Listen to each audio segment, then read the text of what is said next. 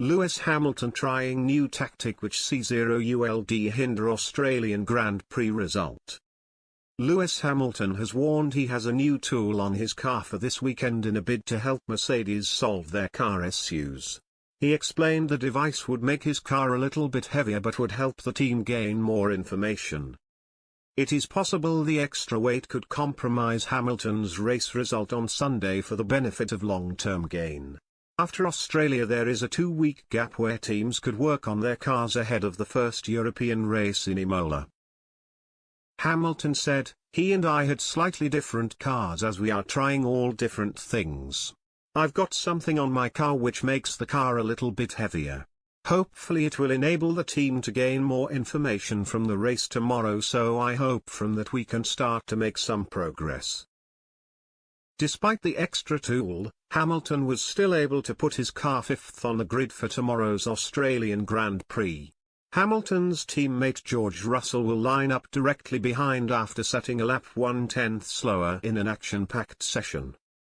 Hamilton and Verstappen's on-track rivalry was briefly resumed with the 7-time champion moaning at the Dutchman for blocking him in Q2. The session was also interrupted with 2 red flags after crashes across 2 sessions. Nicolas Latifi and Lance Stroll came together towards the end of Q1 in a misunderstanding between the drivers. Fernando Alonso may have been able to unseat Mercedes from 5th and 6th but crashed at the start of Q3 at the tricky turn 11. Mercedes has seen a somewhat resurgence on Saturday after a dismal Friday in Melbourne. Both drivers finished outside the top 10 in FP2 while several midfield teams such as Alpine and McLaren were faster. However, the Silver Arrows corrected it in qualifying to ensure they are still the 3rd fastest car on the grid. After the session, Hamilton's teammate Russell claimed the car was difficult to drive. He added, "It was a hustle out there. I mean it is tricky out there. We were aggressive with the setup and 13 out of the 14 corners are pretty fast.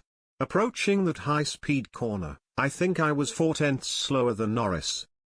It is tricky, we are trying to figure out the best compromise. It is teams like McLaren and Red Bull who don't have any porpoising, that is where we want to be.